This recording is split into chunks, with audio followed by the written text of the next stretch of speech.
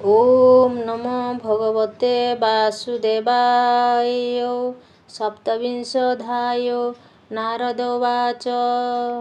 कहन्ति ब्रह्माଙ୍କ नन्दन तदन्ते से जे पुरञ्जन ଅନେକ ମତେ ପ୍ରବୋଧିଲା ପ୍ରାଣୀଙ୍କ ମାନ ଦୂର କଲା ପ୍ରସନ୍ନ ବଦନେ ସୁନ୍ଦରୀ ସ୍ନାନ ମାର୍ଜନା ବେଗେ ସାରି କୁଙ୍କୁମ କସ୍ତୁରୀ ଲଗାଇ ସୁବାସ ଗନ୍ଧେ ମନ ମୋହି ସୁଗନ୍ଧ ପୁଷ୍ପମାଳା ଦେଇ କବରୀ ବାନ୍ଧିଲା ସଜାଇ ଖଞ୍ଜିଲା ନାନା ଅଳଙ୍କାର ମୁକୁରେ ନିରେଖି ଶରୀର ଭୋଜନ ସାରି ଷଡ଼ର ସେ ତାମ୍ବୁଳ ଭୁଞ୍ଜିଲା ହରସେ ନୃପତି ସମୀପେ ମିଳିଲା ହସି ପଲଙ୍କେ ବିଜେ କଲା ସକାମ ବିକାରେ ରାଜନ ରାଣୀ କି କଲା ଲିଙ୍ଗନ ବିବିଧ ସକାମ ବିକାର ହାସ୍ୟ କଟାକ୍ଷ ମନୋହର ଏକାନ୍ତ ସଙ୍ଗର ତିରଙ୍ଗେ ସେ ରାଜା ପୁରଞ୍ଜନ ସଙ୍ଗେ ରାତ୍ର ଦିବସ ନ ଜାଣିଲେ ଅଜ୍ଞାନ ମୋହେ ନିମଜିଲେ ସେ କାମ ଭୋଗରେ ନୃପତି ଫୁଟିନ ଶାନ୍ତ ହେଲା ଅତି ଉପାଧି କରି ପତ୍ନୀଙ୍କର ସୁଖେ ଶୋଇଲେ ନୃପବର ପଲଙ୍କେ ବହୁ ନିଦ୍ରା ଗଲା ସେ କାଳ ଗତି ନ ଜାଣିଲା ଅଜ୍ଞାନେ ପତ୍ନୀ ବସେ ରତ ନ ଦେଲା ଜ୍ଞାନ ମାର୍ଗେ ଚିତ ନବୀନ ବୟସ ରାଜନ ନାସିଲା ଏ ନାରୀ ଭୋଗେଣ କ୍ଷଣକ ପ୍ରାୟ ତା ଜାଣିଲା ଏ ଯୁବା କାଳେ ବିନାଶିଲା ଭୋଗାନ୍ତେ ପୁରଞ୍ଜନ ଠାରେ ଜନ୍ମିଲେ କନ୍ୟା ଯେ କୁମରେ 10 ଉତ୍ତର କନ୍ୟା ସତ ସୁକନ୍ୟା ଗୁଣଶୀଳେ ଜାତ 11 ଶତ ଯେ କୁମର ଜନ୍ମ ଲଭିଲେ ଆଦ୍ୟ ତାର ସେ କନ୍ୟା ପୁତ୍ରେ ବିଭା ଦେଇ ସତରେ ଗଲା ନୃପ ସ୍ୱାଇଁ ବିଷୟ ବନ୍ଧେ ନିମଜିଲା ଅର୍ଦ୍ଧ ଆୟୁଷ ତାର ଗଲା ପୁତ୍ର କନ୍ୟାଙ୍କ ସୁଖ ସଏ ଜଞ୍ଜାଳ ବଢ଼ାନ୍ତି ସେ ରାଏ ଏ ସର୍ବ ରାଜାର ଭଣ୍ଡାର ଲୁଟିଣ କଲେ ସେ ବେଭାର ବିଷୟ ମମତା ବଢ଼ାଇ ବନ୍ଦୀ ହୋଇଲା ନୃପ ସ୍ୱାଇଁ ତଦନ୍ତେ ଘୋର ଯଜ୍ଞ କଲା ଅନେକ ପଶୁ ବଧ କଲା ଦେବତା ପିତୃଭୂତପତି ସେ ଯଜ୍ଞେ ପୂଜିଲା ନୃପତି ଯେ ରୂପେ ତୁମ୍ଭେ ହେ ରାଜନ କରିଛ ଘୋର ଯଜ୍ଞମାନ ସେ ରୂପେ ପୁରଞ୍ଜନ ରାଏ ଅନେକ ପଶୁ କଲା କ୍ଷୟ ବିଷୟ ଜଡ଼ରେ ଉନ୍ନତ କୁଟୁମ୍ବେ ବଧ କଲା ଚିତ ତଦନ୍ତେ ବୁଝିଲା କାଳ, ଯେ ହରି ପ୍ରାଣୀ ଆୟୁ ବଳ। ତାହାର ନାମ ଚଣ୍ଡବେଗ, ଗନ୍ଧର୍ବ ରାଜେ କରେ ଭୋଗ। ଗନ୍ଧର୍ବମାନଙ୍କର ପତି, ଅତି ପ୍ରଚଣ୍ଡ ତାର ଗତି। ତ୍ରିଶତି ଶତତା ପ୍ରମାଣ, ଗନ୍ଧର୍ବ ଅତି ବଳବାନ। ମିଥୁନ ଭାବେ କରି ସ୍ତୁତି, ଏତେ ଗନ୍ଧର୍ବେ ତହିଁ ସ୍ଥିତି। ଗନ୍ଧର୍ବି ଗନ୍ଧର୍ବେ ପ୍ରବଳ, କେ କୃଷ୍ଣ କେ ଅବାସୁକଳ। ସେ ସର୍ବ ଚଣ୍ଡବେଗଙ୍କର, ଅଟନ୍ତି ତାଙ୍କ ଅନୁଚର। ସେ ଚଣ୍ଡବେଗ ଆଜ୍ଞା ପାଇ, ବେଢ଼ିଲେ ରାଜପୁରେ ଯାଇ। ସେ ପୁରଞ୍ଜନ ଦିବ୍ୟପୁରୀ, ଗନ୍ଧର୍ବେ ବେଗେ ଲୁଟି କରି। ସେ ନଗ୍ରେ ସେନାପତି ଏକ, ରକ୍ଷଣେ ଥିଲା ସେ ଅଧିକ। ତାହାର ନାମ ପ୍ରଜାପର, ସେ ବେଗେ ମିଳିଲା ଆଗର। ତାହାକୁ ମାରି ଘଉଡ଼ିଲା, ଅନେକ ଘୋର ଯୁଦ୍ଧ କଲା। ସେ 7 ସମ୍ବତ୍ସର ନୃତ୍ୟେ, ଯୁଝିଲା ଗନ୍ଧର୍ବ ସଙ୍ଗତେ। ଗନ୍ଧର୍ବ ଅତି ବଳବାନ, ତାହାକୁ ମାରି କଲେ ଛିନ୍ନ। ସେ ପୁରବାସୀ ଯେତେ ଥିଲେ, ସେ ସର୍ବ ଆକୁଳେ ଶୋଚିଲେ। ଅନେ ଯେ ନ ପାରନ୍ତି ଯାଇ, ଦୁଃଖେ ରୋଦନ୍ତି ସୁଖ ପାଇ। ଯେ ପୁରେ ନୃପ ପୁରଞ୍ଜନ, ସଙ୍ଗତେ ଘେନି ପରିଜନ। ପଞ୍ଚାଳ ଦେଶେ ନାନା ସୁଖ, ଯେଣୁ ଭୁଞ୍ଜିଲା ଅବିବେକ। ପତ୍ନୀ ବସେ ତା ଦିନ ଗଲା, ଅଳପ ସୁଖେ ନିମଜିଲା। ନ କଲା ସେ ଭୟେ ବିଚାର, ଏଣୁ ହୋଇଲା ଦୁଃଖ ତାର।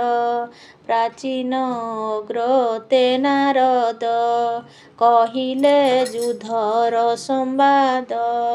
କାଳର କନ୍ୟା ଏକ ଥିଲା, ତାହାକୁ କେହି ନ ବରିଲା। ଏ ତିନି ଲୋକେ ସେ ଭ୍ରମଇ, ତାଠାରେ କେହି ବିଭା ନୋହି। ସେ ଯାରେ ବର ଇଚ୍ଛା କରେ, ସେ ଦେଖି କମ୍ପେ ଥରହରେ। ସେ ସର୍ବ ଅଭାଗ୍ୟର ଧାମ, ଦୁର୍ଭାଗୀ ଏଣୁ କରି ନାମ। ସେ କନ୍ୟା ପୂର୍ବେ ଏକ କାଳେ, ଯଯାତି ବିଭା ହେଲା ବେଳେ। ସେ କନ୍ୟା ପୂର୍ବେ ଏକ କାଳେ, ଯଯାତି ବିଭା ହେଲା ବଳେ। ତାଠାରୁ ବୈଭୋଗ ସାରି, ପୁତ୍ରକୁ ବରେ ଇଚ୍ଛା କରି। ତାହାକୁ ଯଯାତି ରାଜନ, ପୁତ୍ରକୁ କଲେ ସମର୍ପଣ। ତା ଜ୍ୟେଷ୍ଠ ଯେତେକ କୁମାର, କେହି ନ କଲେ ଅଙ୍ଗୀକାର। କନିଷ୍ଠ ପୁତ୍ର ପୁରୁ ଥିଲା, ସେ ପିତା ଆଜ୍ଞାରେ ବରିଲା। ଏମନ୍ତେ ସେ କାଳ ଦୁହିତି, ସେ ବରେ ନୁହେଁ ତୁଷ୍ଟମତି। କାମ ଭୋଗେଣ ବଳ ହରି, ତଦନ୍ତେ ସଂସାରେ ବିହରି। ମୁଞ୍ଜେ ନୃତ୍ୟ ବ୍ରହ୍ମଲୋକଠାରୁ, ଏ ମହି ଭ୍ରମଣ ଇଚ୍ଛାରୁ। ଆସନେ କୃଷ୍ଣ ରସେ ରସି, ସେ ମୋତେ ଭେଟିଲା ଦୁର୍ଦ୍ଦଶୀ। ବୋଇଲା ଶୁଣ ମୁନିବର, ମୋ କାମ ଦୁଃଖ ପରିହର। ଯତିତୋପଣ ମୋର ଜାଣ, ତଥାପି ବରିଲା ଭ୍ରମେଣ। ହେ ମୁନି ଶ୍ରେଷ୍ଠ ଯୋଗେଶ୍ୱର, ମତୁଲେ ଗୃହ ଧର୍ମ କର। ତୁମ୍ଭେ ମୋହର ନିଜପତି, ଏଣୁ ଅଇଲି ତୁମ୍ଭ କତି। ପୁରୁଷ ସ୍ୱଧର୍ମଟି ଏହି, ପ୍ରାପତ ଧନ ନତେ ଜଇ। ଜାତକ ଧନ ପ୍ରତେଜିଲେ, ସେ ସୁଖ ନ ଲଭିଲେ ଭଲେ। ଏମନ୍ତ ବାକ୍ୟ ସୁତାର ଶୁଣି, ଆମ୍ଭେ ପ୍ରକୋପେ ତାକୁ ଭଣି। କହିଲୁ ତୁ ନିଶ୍ଚେ ଯୁବତୀ, ପ୍ରମଦାକୁଳେ ନ ହୋ ସତୀ। କୁଳ ଦୂଷଣ କର୍ମ ତୋର, ନ ମରି ଧରିଛୁ ଶରୀର। କୁଳ ଦୂଷଣ କର୍ମ ତୋର, ନ ମରି ଧରିଛୁ ଶରୀର। ପାତ୍ର ଅପାତ୍ର ତୁ ନ ଜାଣୁ, ଦୂଷଣ କଥା ମୁଖେ ଜାଣୁ। ଶୁଣ ତୁ ପାମରୀ ଅଜ୍ଞାନୀ, ଆମ୍ଭେ ଯେ ଅଟୁ ମହାମୁନି। ଗୃହସ୍ଥ ଧର୍ମ ଆମ୍ଭ ନାହିଁ, ତୋର ଚରଣେ ଇଚ୍ଛା କାହିଁ। ତୋହର ବରେ ଯେବେ ଇଚ୍ଛା, କହିବା ପୂରିବ ତୋ ବାଞ୍ଛା। ଯବନ ମାନକ ଈଶ୍ୱର, ତୁ ଯାଇ ବେଗେ ତାକୁ ବର। ଏ ତୋର ଯେତେ କାମ ଇଚ୍ଛା, ସେ ତୋର ପୂରାଇବେ ବାଞ୍ଛା। ତା ଶୁଣି ବିମୁଖେ ତରୁଣୀ, ସେ ମୋତେ କୋପେ ଶାପ ଭଣି। ବୋଇଲା ଶୁଣ ମୁନିବର, ମୋ ପ୍ରୀତି ଆଶା କଲୁ ଦୂର। ତୁ ଏକଠାବେ ନ ରହିବୁ, ଜୀବନେ ଯେତେ କାଳ ଥିବୁ। ବ୍ରହ୍ମାଣ୍ଡ ମଧ୍ୟେ ସ୍ଥାନ ଯେତେ, ଭ୍ରମଣ କରୁଥିବୁ ନିର୍ତ୍ୱେ। କାହିଁ ତୁ ନ ଲଭିବୁ ସୁଖ, ଇତ୍ୟାଦି ଭୋଗ ତୁ ବିମୁଖ। ଏ ଘୋର ଶାପ ମୋତେ ଦେଇ, ବରିଲା ଭୟେ ପତି ଯାଇ। ଭୋଦେବ ଯବନ ଈଶ୍ୱର, ତୁ ବୀର ବଳେ ବଳିୟାର। ଏଣୁ ବରିଲି ମୋହି ତୋତେ, ମୋର ବିନୟ ଘେନ ଚିତ୍ତେ। ତୁମ୍ଭକୁ ଯେବା ମାଗେ ଯାହା, ବିନାଶ ନୋହେ କାମ ତାହା। ଶୁଣ ଯବନ ଅଧିପତି, ଏବେ ନିଲୋକ ଶିଶୁମତି। ଯେ ଲୋକ ଶାସ୍ତ୍ରରେ ଉଚିତ, ଦ୍ରବ୍ୟ ହୋଇଛି ଉପଗତ। ଯାଚକ ଜନେ ତା ନ ଦେଇ, ଅଥବା ଦେଲେ ନ ଘେନଇ। ଏବେ ଶିଶୁ ସଙ୍ଗେ ସରି, ଏଣୁ ତାହାଙ୍କୁ ମୁଁ ନ ବରି। ତୁମ୍ଭେ ଦୟାଳୁ ସୁରବନ୍ତ, ଯଜନ ମାନକ ସାମତ। ମୁଁ କାମେ ତୁମ୍ଭକୁ ଭଜିଲି, ଲଜ୍ଜା ସଙ୍କୋଚ ଉପେଖିଲି। ମୋ ସଙ୍ଗେ କର ବଇ ଭୋଗ, ହର ଦୁର୍ଜୟ କାମ ରୋଗ। ପୁରୁଷ ସ୍ୱଧର୍ମଟି ଏହି, ଦୀନ ଜନକୁ ଉଦ୍ଧାରଇ। ମୁଁ ଜନ୍ମ କାଳୁ କାମ ଦୁଃଖେ, ତୁ ମୋତେ ନ ତେଜେ ବିମୁଖେ।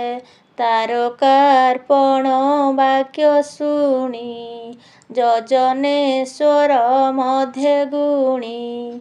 ଦେବଙ୍କ ଗୁପ୍ତ ଯେ ମରଣ, ଏହା ସାଧିବି ନିଶ୍ଚେ ଜାଣ। ଏମନ୍ତ ମନେ ବିଚାରିଲା, କନ୍ୟାକୁ ପ୍ରତିବାକ୍ୟ ଦେଲା। ଶୁଣ ହେ କାଳର ଦୁହିତି, ତୋ ମନେ ବୀରି ଅଛୁପତି।